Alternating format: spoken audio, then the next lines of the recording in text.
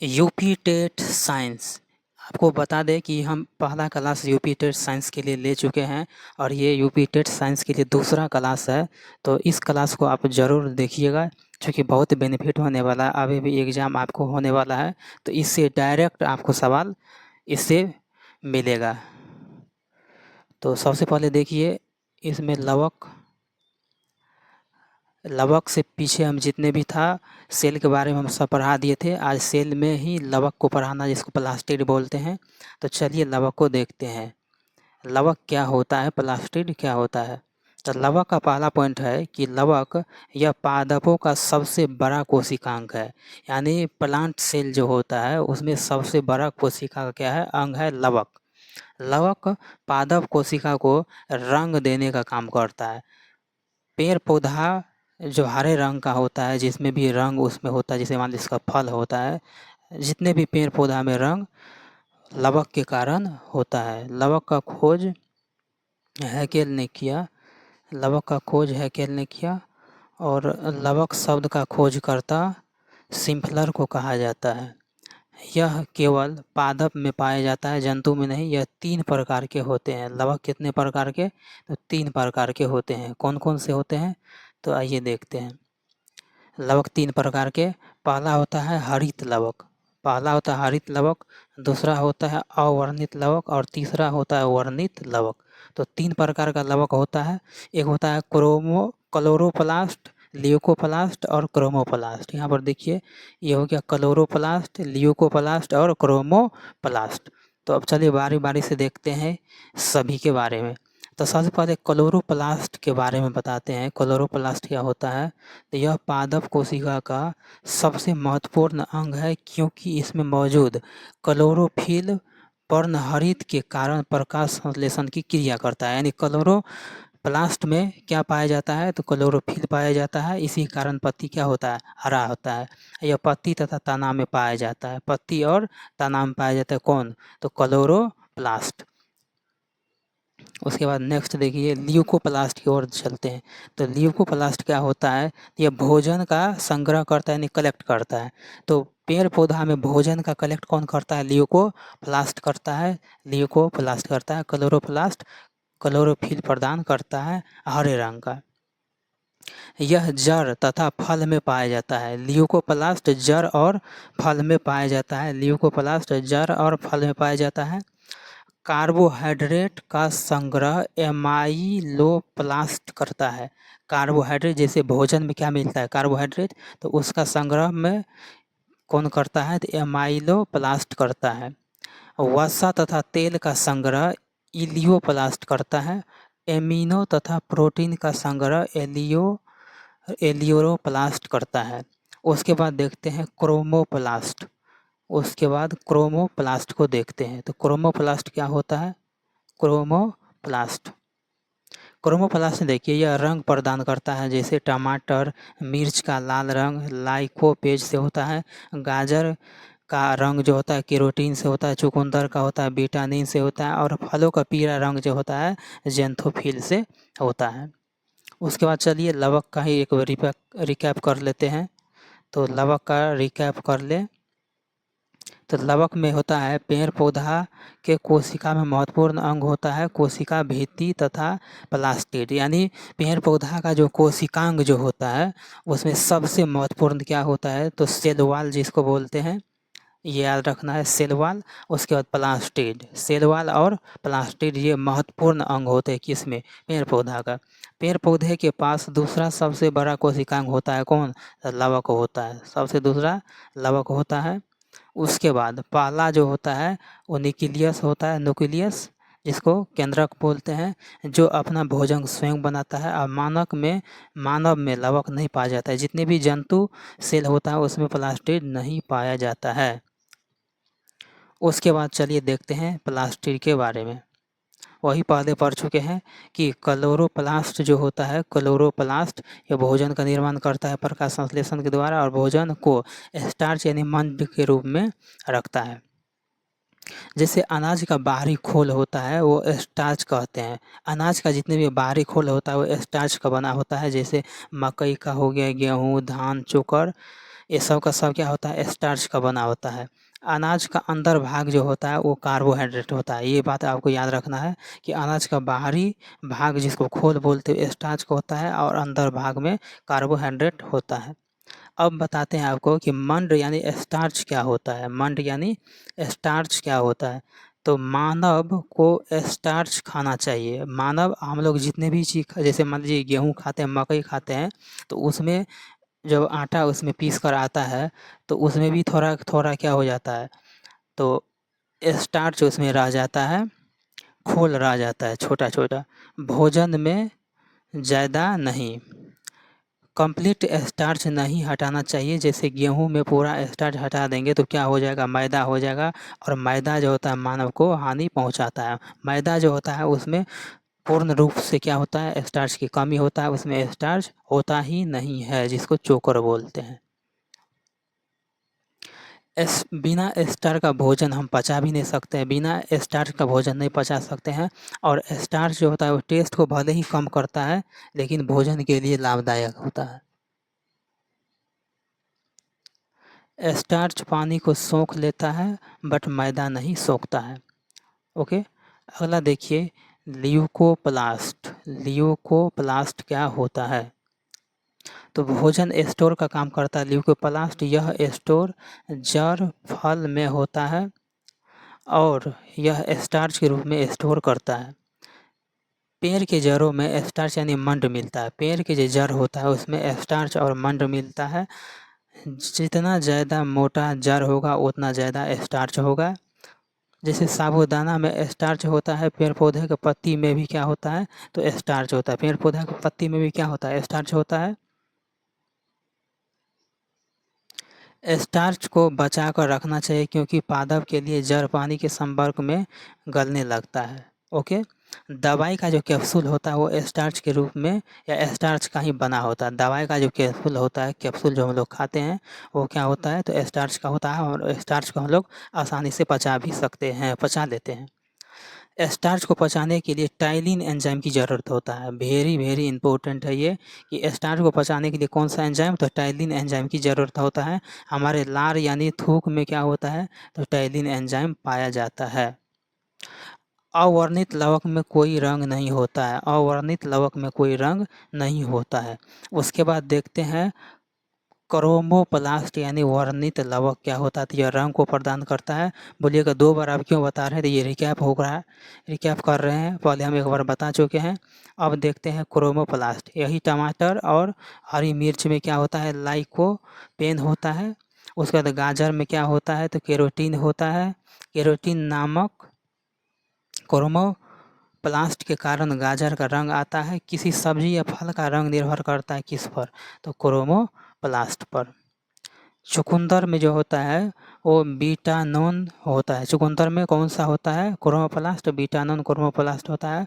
और बीटानोन नामक क्रोमोप्लास्ट के कारण चुकंदर का रंग होता है। उसके बाद देखते हैं ये पीला जो होता है, पीला रंग, वो जेंथोफिल के कारण होता है, पीला रंग होता है। चलिए आगे देखते हैं। सब पॉइंट को हम नोट कर लिए अपने भाषा में। मानव में कलर देने के लिए मेलानिन होता है लेकिन पेड़ पौधा में कलर देने के लिए लवक। ये भी इम्पोर्टेंट है, वेरी वेरी इम्पोर्टेंट, इसको लगा सकते हैं कि मानव में जो कलर देने का काम करता है मेलानिन करता है। मानव में कलर देने का काम कौन करता है, मेलानिन करता है, मेलानिन। और पेड़ पौधा में लवक, तो मानव में मेलानिन, पेड़ पौधा में लवक। अगला देखिए कि मेलानिन सेल में नहीं त्वचा में पाया जाता है। जो मेलानिन जो होता है वो कोशिका में नहीं बल्कि स्किन में पाया जाता है। जिस मनुष्य के पास कम मेलानिन होता है वो गोरे होते हैं। जितने भी गोरे आदमी होते हैं उसके पास मेलानिन कम होता है। अगला देखिए लवक यानी हरित लवक यानी क्लोरोप्लास्ट में स्वयं का डीएनए तथा 70S राइबोसोम पाए जाते हैं। इन्हें अर्धस्वायत्त कोशिकांग कहते हैं। जो अपना प्रोटीन संश्लेषण क्या करता है, तो स्वयं करता है। इस पॉइंट को याद रखना है। चलिए अगला पॉइंट देखते हैं। चलिए अब नया पॉइंट आ गया, कोशिका के प्रकार। तो अब देखते हैं कोशिका के प्रकार।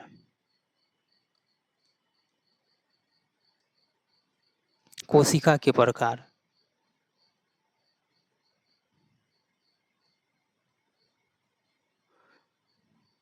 Type of cell. तो कोशिका के प्रकार देखते हैं। तो कोशिका कितने प्रकार के होते हैं? तो कोशिका 2 प्रकार के होते हैं। कौन कौन होते हैं? एक होता है प्रोकैरियोटिक, जिसे अविकसित कोशिका कहते हैं, और एक होता है यूकैरियोटिक, जिसे विकसित कोशिका कहते हैं। एक होता है प्रोकैरियोटिक, दूसरा होता है यूकैरियोटिक।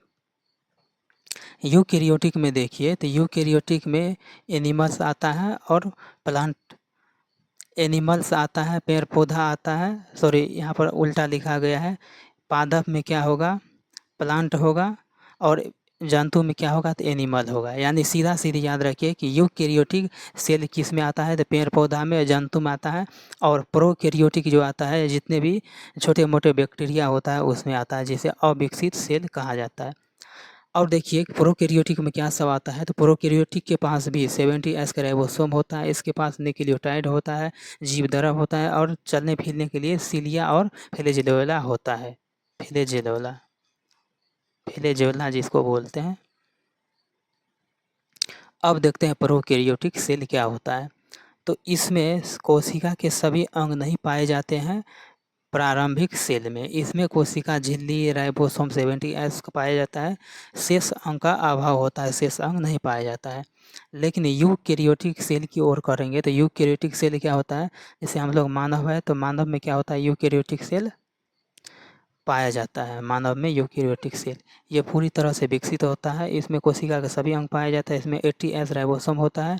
इसमें वैक्यूल यानी रसदानी होता है। इसमें क्लोरोफिल पाया जाता है। बोलिए क्लोरोफिल क्यों? क्योंकि प्लांट सेल भी क्या आता है? यूकैरियोटिक कोशिका के अंदर आते हैं।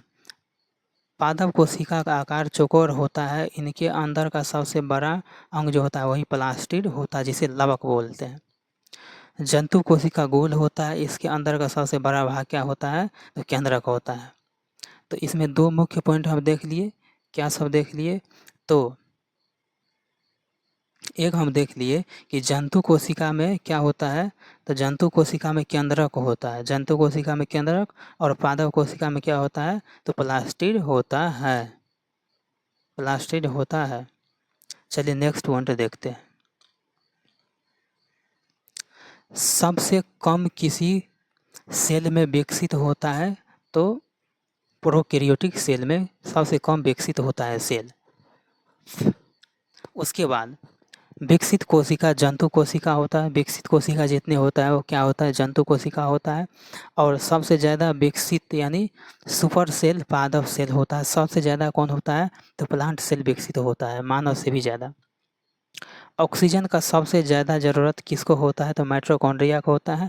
और अविकसित सेल सांस जीव द्रव से लेते हैं। एक प्लांट में, एक सेल में क्या होता है? तो छोटे छोटे जो होते हैं जीव द्रव जो तो पानी लिक्विड होता है, वो क्या होता है? इसी से क्या करता है? तो सांस लेता है। कौन? अविकसित सेल, जिसको हम यूकैरियोटिक कोशिका कहते हैं। यानी यूकैरियोटिक सेल एक जीव द्रव से क्या करता है? तो सांस लेता है। इसे हम कह सकते हैं।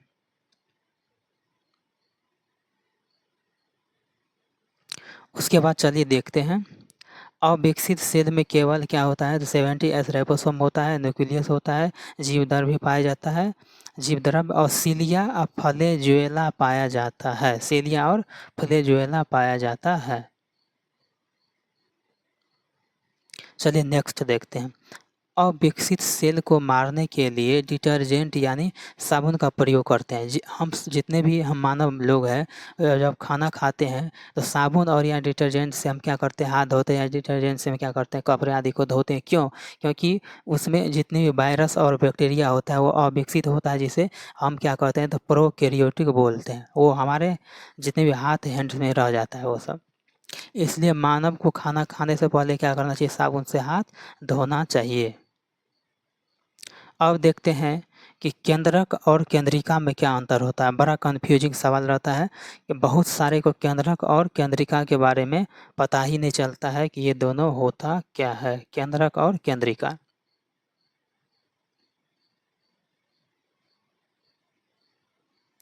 तो देखिए केंद्रक जो होता है यह पूरी तरह कोशिका का कंट्रोल सेंटर होता है। केंद्रक जो होता है पूरा सेल का कौन कंट्रोल करता है?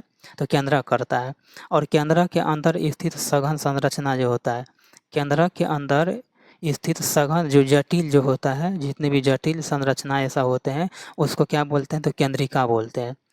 केंद्रक में जो होता है डीएनए होता है। केंद्रक में क्या होता है, डीएनए होता है। यह सेल की सभी एक्टिविटी को कौन करता है, डीएनए कंट्रोल करता है। और केंद्रिका इसका मुख्य काम क्या होता है, तो राइबोसोम होता है प्रोटीन को बनाने का। यह दोहरी झिल्ली से घिरा होता है, इसके चारों ओर कोई झिल्ली नहीं होता, क्योंकि इसके अंदर ये होता है। ठीक है ना। चलिए अगला देखते हैं। पसीना में लाइसोजाइम एंजाइम पाया जाता है। इस एंजाइम में नमक होता है। आप देखते हो कि पसीना जो होता है वो नमकीन होता है, तो पसीना में कौन सा एंजाइम होता है, लाइसोजाइम। और लाइसोजाइम क्या होता है, एक नमकीन एंजाइम होता है। ओके, चलिए अगला देखते हैं प्रोकैरियोटिक और यूकैरियोटिक सेल। तो ये हो गया प्रोकैरियोटिक, ये हो गया प्रोकैरियोटिक और ये हो गया यूकैरियोटिक सेल। ओके, अब देख लीजिए यहाँ पर प्रोकैरियोटिक में कोशिका भित्ति होता है, कोशिका झिल्ली होता है, थोड़ा बहुत होता है, अभाव ही रहता है। राइबोसोम होता है और न्यूक्लियोइड होता है। ओके, और लेकिन यूकैरियोटिक सेल में बहुत कुछ होता है। Mitochondria, ribosome, centrosome, vacuoles, endoplasmic reticulum, Golgi body, lysosome, 70S का राइबोसोम, 80S का राइबोसोम, तो ये सब क्या होता है, तो यूकैरियोटिक सेल में पाया जाता है।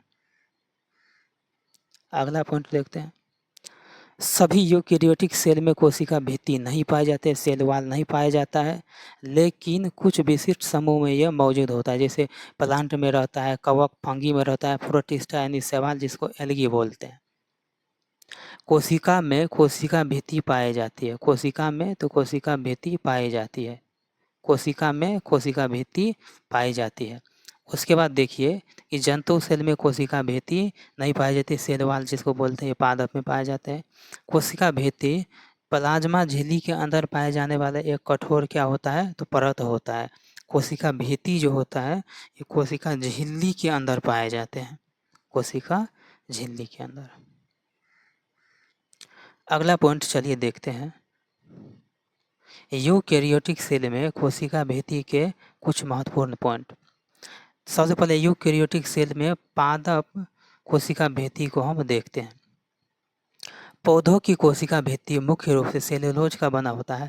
और पौधा का कोशिका भित्ति किसका बना होता है, सेल्यूलोज का बना होता है। पौधा का कोशिका भित्ति सेल्यूलोज का बना होता है, पौधा का कोशिका भित्ति सेल्यूलोज का बना होता है। इसे याद रखना है, जो मजबूती और आकार प्रदान करता है।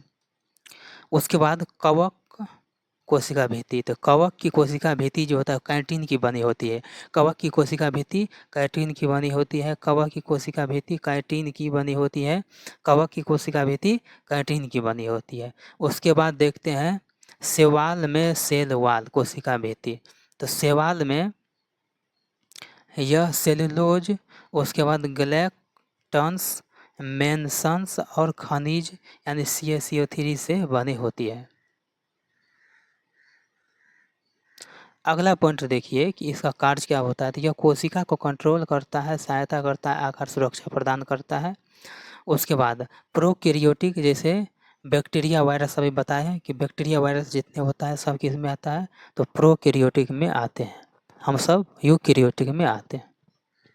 कोशिका भित्ति पेप्टिडोग्लाइकेन से बनी होती है। जितने भी कोशिका भित्ति होती है जिसे सेल वॉल बोलते हैं, ये पेप्टिडोग्लाइकेन से बने होते हैं, जो यूकैरियोटिक भित्ति में से क्या होता है, भिन्न होता है।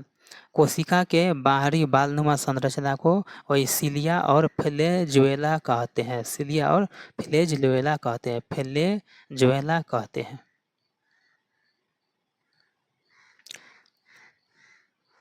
ठीक है, तो चलिए अब नेक्स्ट क्लास में हम गुणसूत्र यानी क्रोमोसोम के बारे में देखेंगे। तो तब तक आज इस वीडियो को आप एक बार नहीं, दो बार नहीं, 2-3 बार देखिए, रिवीजन कीजिए।